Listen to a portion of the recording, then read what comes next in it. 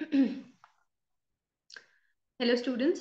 So welcome to your next class that is the marathon class number 4। और ये आपका आखिरी मैराथन है इंग्लिश का। आई होप आपको जितनी भी मैराथन क्लासेस हमने करवाई हैं वो सब आपके लिए काफ़ी यूजफुल रही हैं, और आपने उसमें से जितना हो सके अच्छा मटेरियल निकाला है और उसको रिवाइज किया है, प्रैक्टिस किया है क्वेश्चंस को, सारे सेक्शंस के, और जितने भी मॉक्स हैं उनको आप एनालाइज कर रहे हो। आपके जो सॉल्यूशंस हैं मॉक्स के वो आपके ऊपर अब अवेलेबल हैं। You can go and find out the solutions, और आप उसकी मदद से अपनी परफॉर्मेंस को चेक कर सकते हो। एंड आई होप कि अब आपको कॉन्फिडेंस आ रहा होगा कि आपकी जो तैयारी है वो ठीक है, और जो भी हमने आपको पढ़ाया है अभी तक वो आपके काम आ रहा है, राइट? तो आई होप कि हमारी मेहनत आपके भी काम आ रही है। इतनी मेहनत कर रही है, देखो मेरे भी चश्मा लग गया आज तो आई होप कि हम सब लोगों का एफर्ट आपके काम आ रहा है, लेकिन सबसे ज्यादा जरूरी आपका खुद का एफर्ट है। आपका अपना एफर्ट अगर अच्छा है तो you will be able to do wonders in the exam. और उस effort top with confidence is the right medicine. It is the panache to any exam. If you're confident that you can nail it, then nobody in the world can stop you from doing that, right? So अपना जो confidence है उसको 100% boost up दे के रखना है। मॉक्स difficult होते हैं, मॉक्स या मार्क्स को देख के डर नहीं जाना। मॉक्स डिजाइन ही इसलिए किए जाते हैं कि आपका जो ये सोच कि मुझे सब आता है वो चली जाए, because mocks are suppose to be tough. Mocks are suppose to be tough. आप मॉक्स में रो लो कोई बात नहीं, लेकिन आप जिस दिन आपका एग्जाम है उस दिन आपका कॉन्फिडेंस नीचे नहीं गिरना चाहिए। That is way more important, right? सो मॉक्स में जो होता है वो देखी जाएगी, उसको देखो, उसको एनालाइज करो कि ये क्या हो रहा है ना, व्हाई इज इट लाइक कि मैं इस पोर्शन में इतनी गलतियां क्यों कर रहा हूँ या कर रही हूँ। उन सारी चीजों को आप एनालाइज करो, अदरवाइज इतना डिफिकल्ट होता नहीं है mock. Okay, so now let's start with the class. तो आज के हमारे टॉपिक है spotting errors and important rules of grammar, जो मैं आपको करवाऊंगी। ये स्पेलिंग गलत है ग्रामर के, this is the spelling. So spotting error के क्वेश्चंस हैं और फिर ग्रामर के। ग्रामर के स्पेलिंग से मुझे याद आया, when I was in class 5 तो हमारे स्कूल की प्रिंसिपल चेंज हुई थी। दो सिस्टर्स थी वो, तो दोनों का एम्प्लॉयमेंट सेम स्कूल में हुआ। एक वाइस प्रिंसिपल बन गई और एक टीचर थी इंग्लिश की, miss Poonam.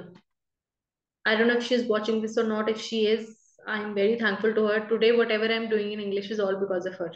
So she entered our class and she asked who is the class monitor. And I was the class monitor. So I said, ma'am, that's me. She gave me a piece of chalk and she said, write the spelling of grammar on blackboard. So I wrote the spellings, but I wrote these spellings, sahi wale. So she was very happy. She said, you deserve to be the monitor because you know the spellings of grammar. And then she started teaching us English, and I cannot in words explain what a great teacher she was. She taught me English like nothing else, and I'm always grateful to her. So grammar के spelling देख के अभी मुझे याद आ गया. Anyway, let's start our class. So here is your first question of spotting errors. You have to read it. Spotting error कैसे करना है? सिर्फ पहले पार्ट ए पढ़ो, फिर सिर्फ बी, फिर सी और फिर डी। पहले सिर्फ ए को पढ़ो, देखो इसमें कोई एरर है, otherwise move on to part B, फिर आगे पार्ट सी, फिर डी। और दूसरी बात, नो एरर भी आंसर हो सकता है। 100% पॉसिबिलिटी है कि नो एरर आंसर हो। तो ऐसा नहीं लेके चलना कि अगर मुझे नो एरर लग रहा है तो गलत ही होगा, नहीं। नो एरर आंसर हो सकता है। So look at your first question and find out कि इसका आंसर क्या है। आपके हिसाब से पहले क्वेश्चन का आंसर क्या होना चाहिए?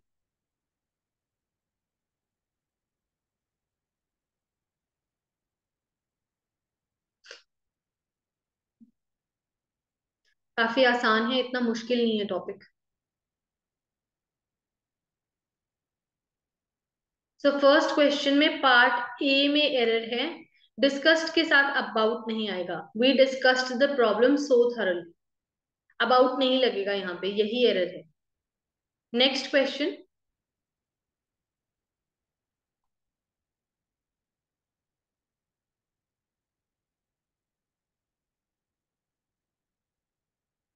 नेक्स्ट क्वेश्चन में आपको क्या लगता है कहाँ है एरर?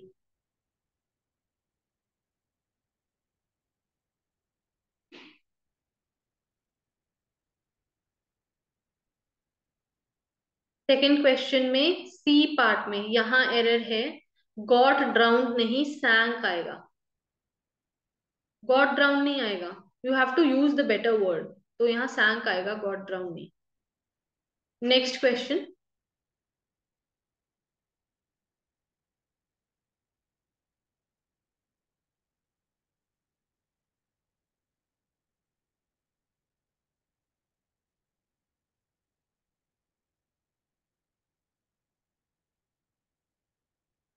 सारी चीजों को पढ़ो, ध्यान से एनालाइज करो कहाँ एरर हो सकता है।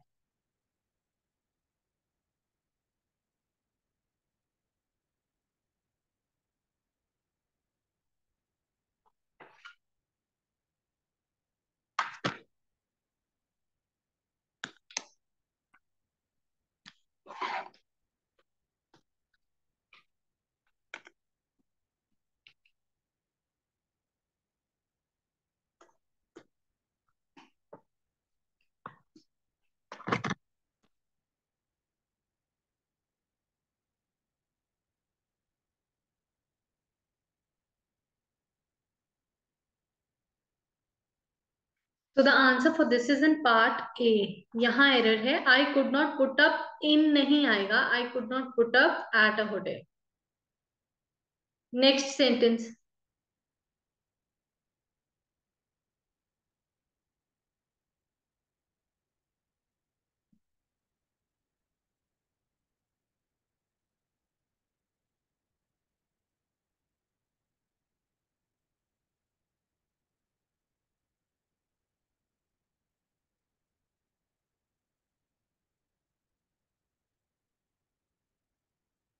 सारे सेंटेंस को ध्यान से पढ़ो, देखो क्या हो रहा है इस सेंटेंस में।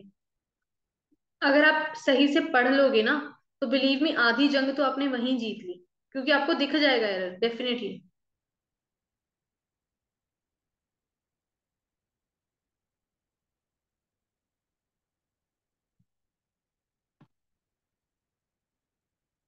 यहाँ पे एरर है पार्ट सी में, यहाँ इज फ्री नाउ नहीं आएगा, इज नाउ फ्री, शब्दों की अदला बदली है, इज नाउ फ्री आएगा, इज फ्री नाउ नहीं, उल्टा लिखा हुआ है।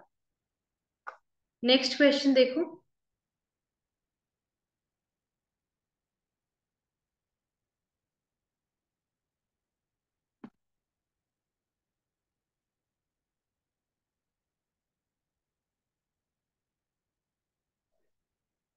आसान क्वेश्चन है, इतने मुश्किल नहीं है। इतनी प्रैक्टिस हो गई, अब तो नहीं लगनी चाहिए आपको मुश्किल।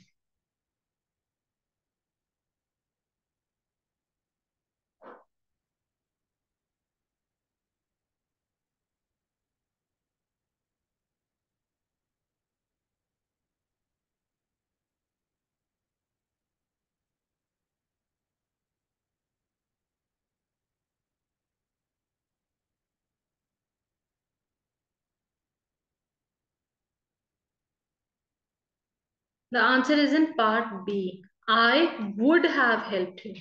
विल नहीं आएगा, यहाँ वुड आएगा, I would have helped him. Okay, next, next question देखो,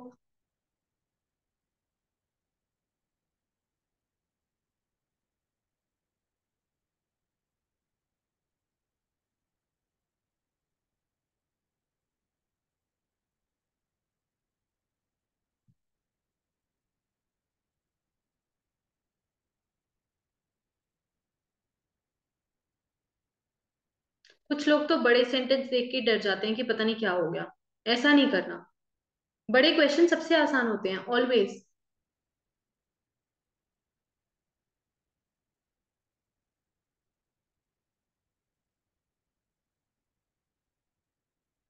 यहाँ पे सी पार्ट में एरर है, on behalf of the railways नहीं आएगा, on the part of railways.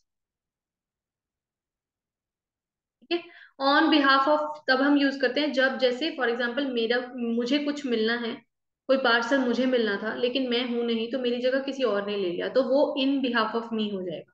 यहाँ बिहाफ नहीं, यहाँ ऑन द पार्ट आएगा। नेक्स्ट,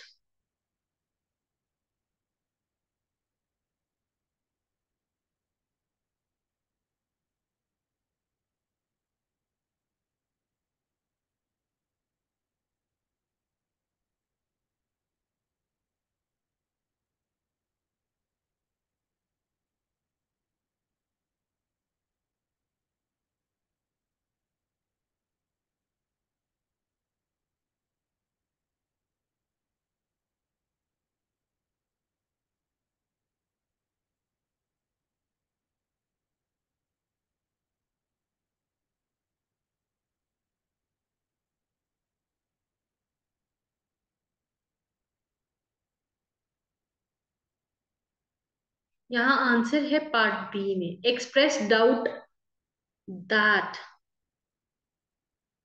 दैट आएगा साथ में।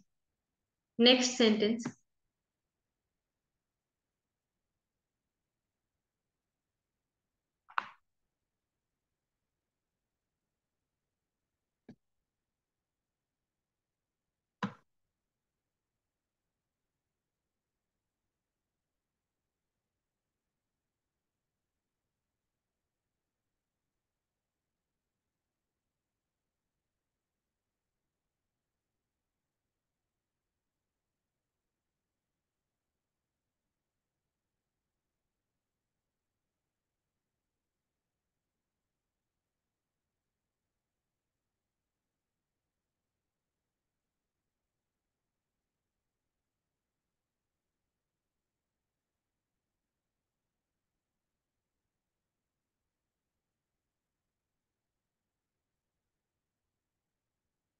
यहाँ एरर है पार्ट ए में, आई गॉट, हैव नहीं आएगा। I got my MSc degree in 1988। Next question.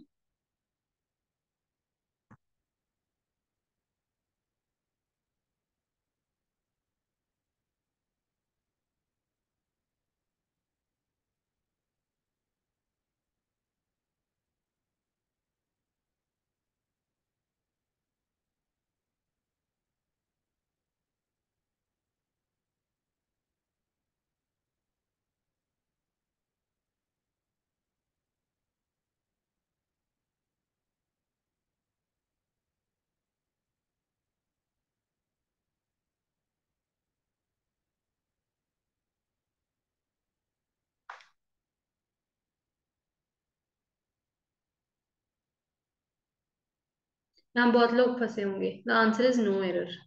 इसमें कोई एरर नहीं है सेंटेंस में। मैंने आपको बोला था नो एरर का ऑप्शन हमेशा ओपन रखना है। नेक्स्ट।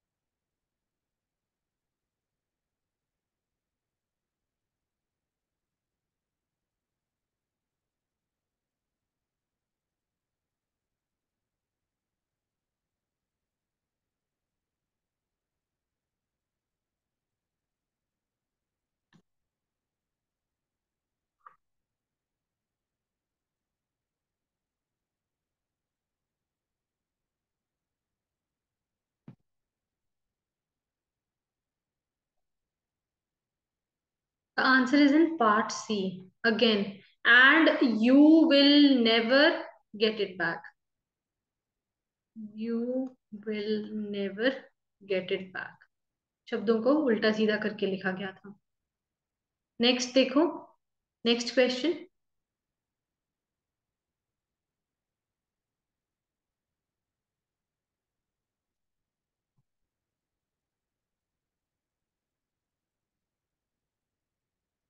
इसमें शायद कुछ लोग उलझ जाएं, शायद आपको इसका आंसर समझ आने में थोड़ी दिक्कत हो।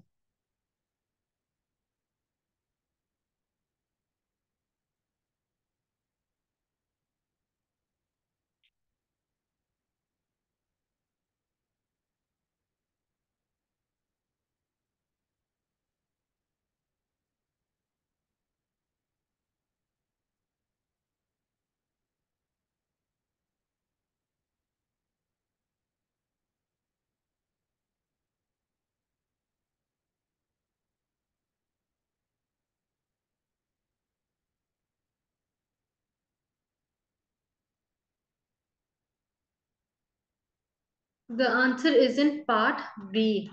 It is the meek and humble.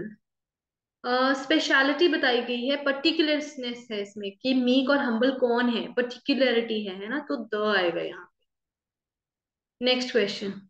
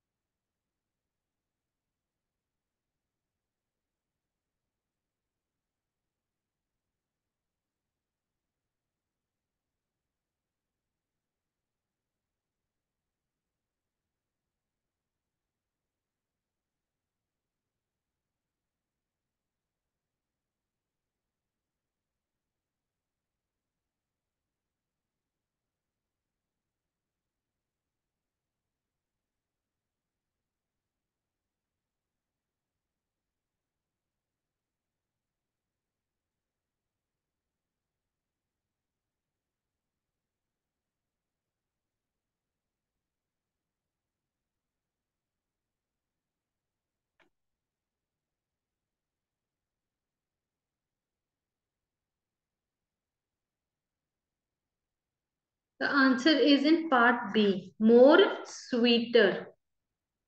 Comparison हो रहा है तो कंपैरेटिव डिग्री में लिखा जाएगा। Next question.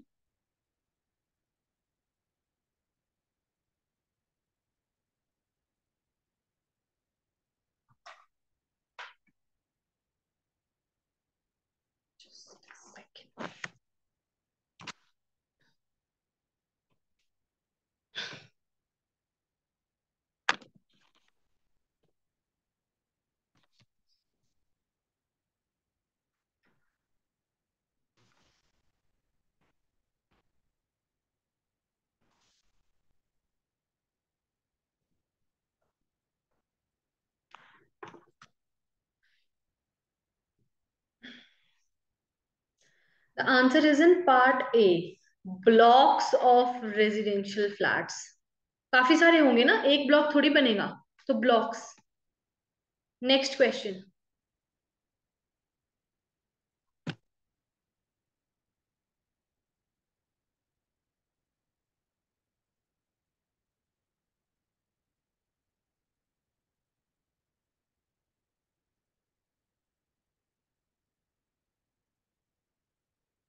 The answer is in part B, you can get all the information you want, that की जरूरत नहीं से यहाँ। Next question.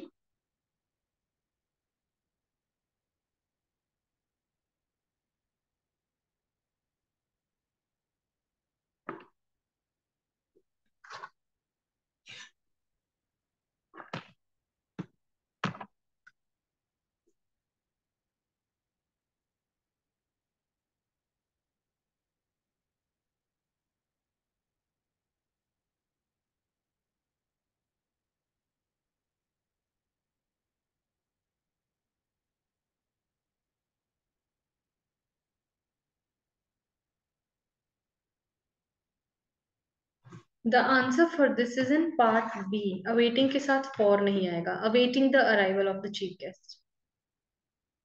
Next. Next question देखो।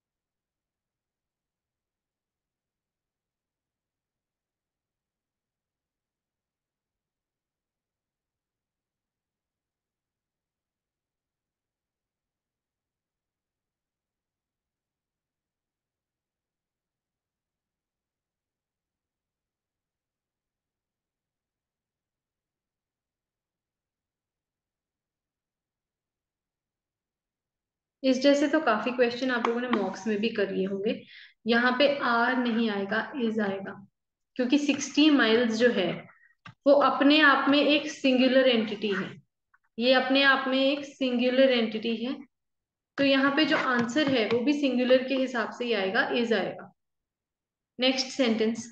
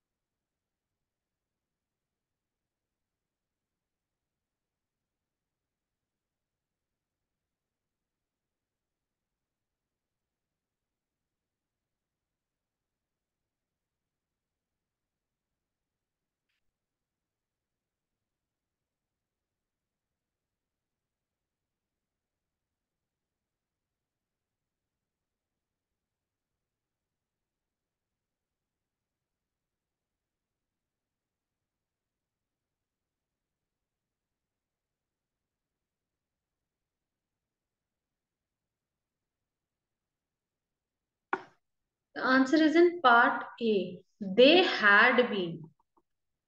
अभी उनमें लड़ाई हो गई ना, तो वो पहले थे अच्छे दोस्त। Next question.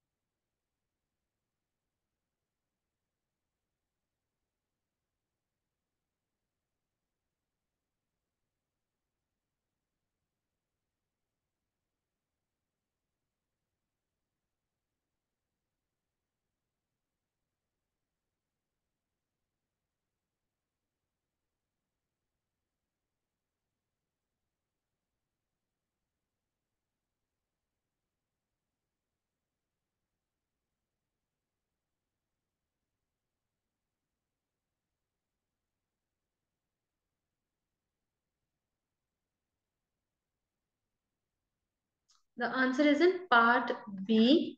My tooth stop decaying was यहाँ पे चाहिए नहीं था। नेक्स्ट।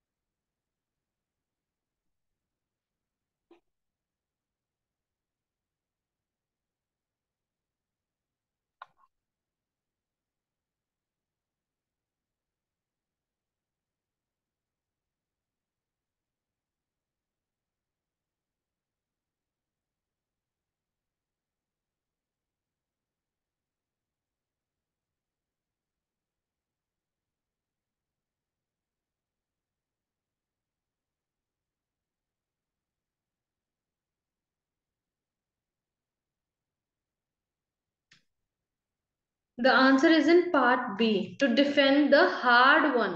हार्डली वन नहीं, इससे तो पूरा मीनिंग ही चेंज हो जाएगा। Answer is hard one. Next.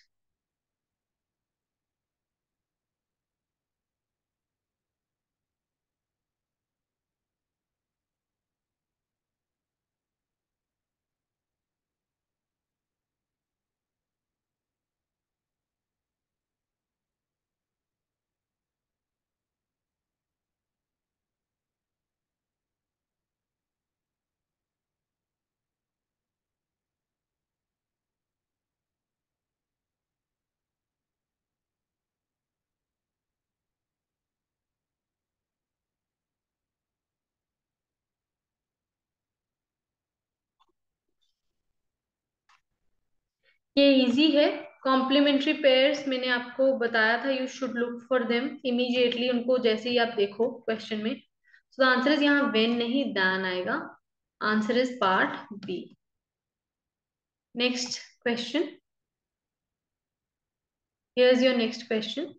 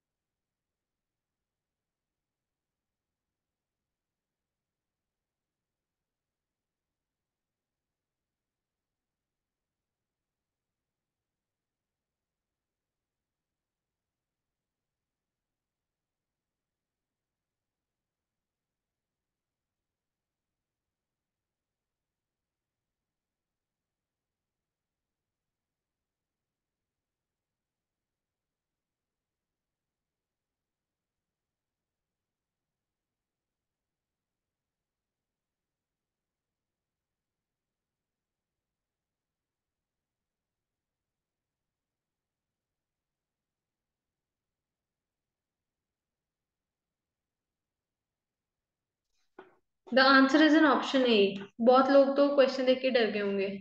Seeks to come into contact, the नहीं लगेगा यहाँ पे। इतना बड़ा क्वेश्चन देख के बहुत लोगों को यही घबराहट होने लग जाएगी कि पता नहीं क्या होने वाला है आगे। कुछ नहीं होने वाला, क्वेश्चन ही तो है, सॉल्व हो जाएगा। नेक्स्ट।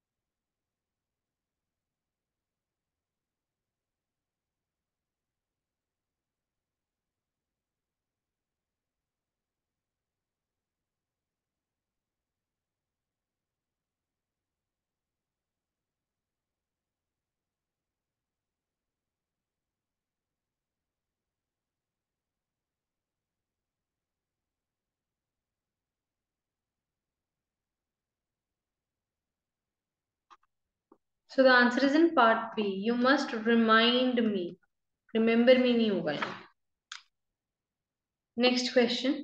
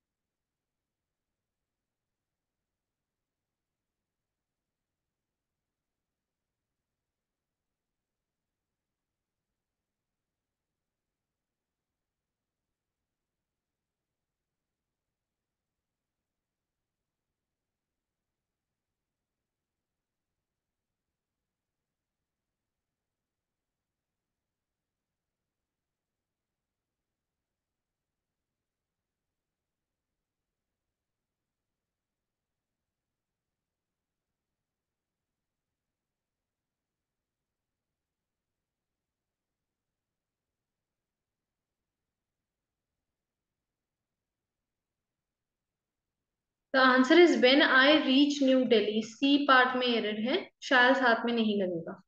नेक्स्ट।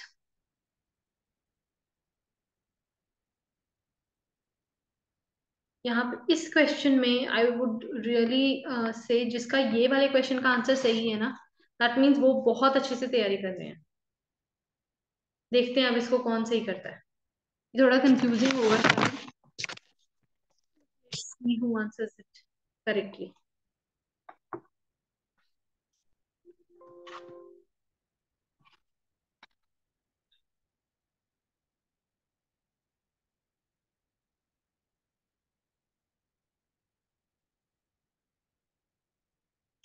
सो ये क्वेश्चन हम कर रहे थे, यहाँ पे एरर है पार्ट बी में। We witnessed a collision. Collusion नहीं, कोल्यूजन कुछ नहीं, कोलिजन विटनेस किया हमने। Next.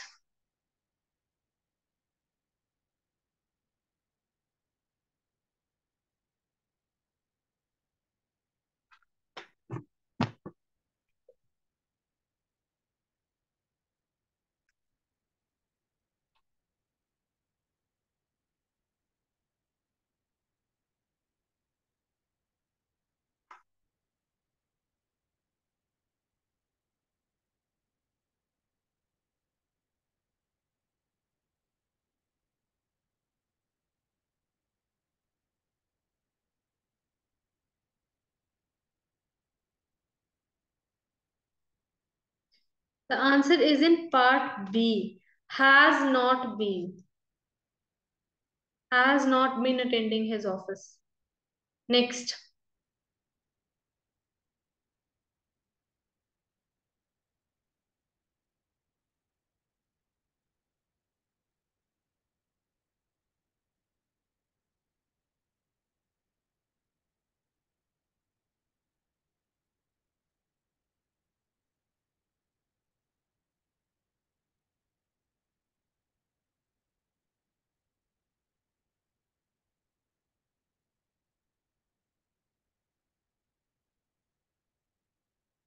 The answer is in part A.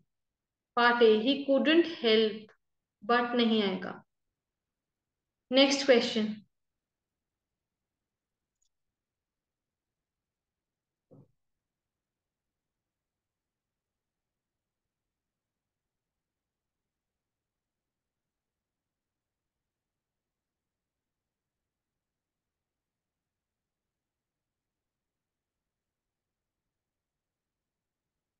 Answer is in part B, if you ask him. Will नहीं आएगा यहाँ पे। नेक्स्ट क्वेश्चन, बड़ा क्वेश्चन आ गया, बस इसी से घबराहट शुरू हो जाएगी कुछ लोगों को तो।